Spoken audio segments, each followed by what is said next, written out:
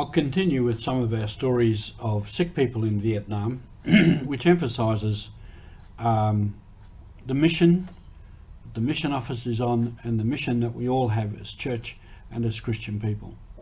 This is Roger from the MSC Mission Office, and you're with Mission Alive. I spoke previously about a young lad who was crippled from the waist down because of a motorbike accident, and we are funding some money. In that same funding, there's a few other people that have benefited from it, and I'll just outline a couple of those now with a couple of other stories. One afternoon in Saigon,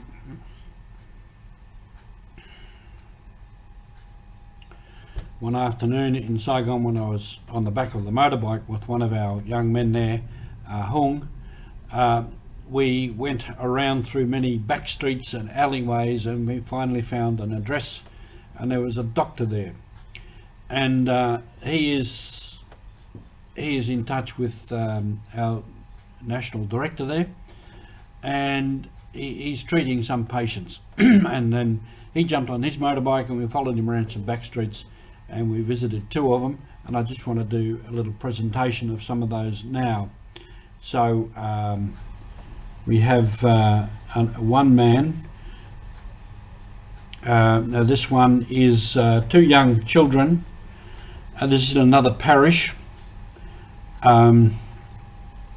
These two young children both have a similar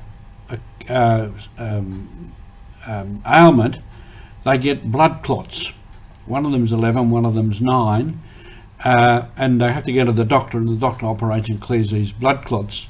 What's causing it, we don't know yet, but the people are in touch with a haematologist and a paediatrician, and I have word from a paediatrician that I know here in Australia, and she said that I have some very fine medical people in Vietnam and in Ho Chi Minh City and in Hanoi, and these people are in touch. So this is a bit of an ongoing case. We don't really know what the result is.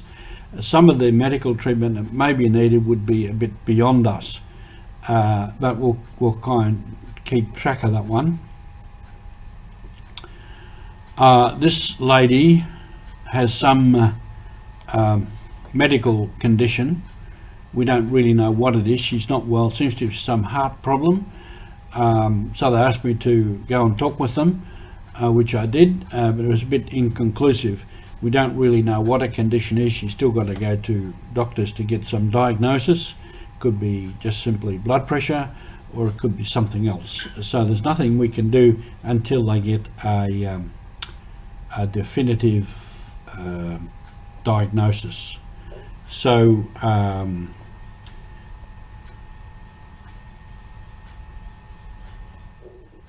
sorry for the delay there. The technology is playing up on me. There's a couple of other cases which I want to just show you briefly also.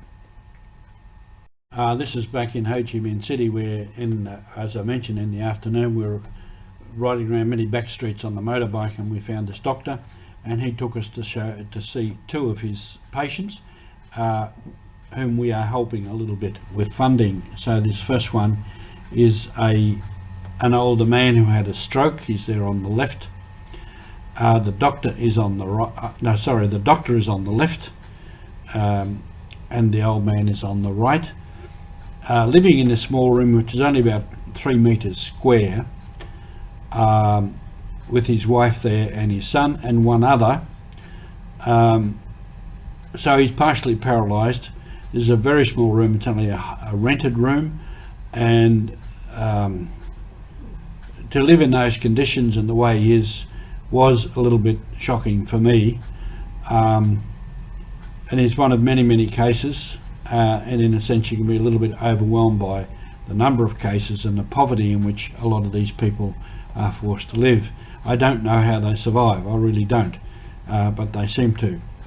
And in this very small, very humble home, they welcomed me and are very grateful for what we had done for them. This one, on the same day, is another lady. She'd had an operation on her head. Part of her cranium was removed, and whatever had to be done, something removed, either fluid or a tumour or something was taken out. She's not 100% well, but she is functioning.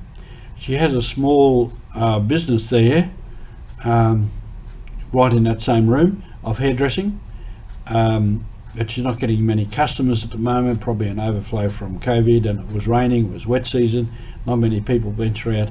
You wouldn't get your hair done and then go out in some of the rain that was there, I can tell you that now.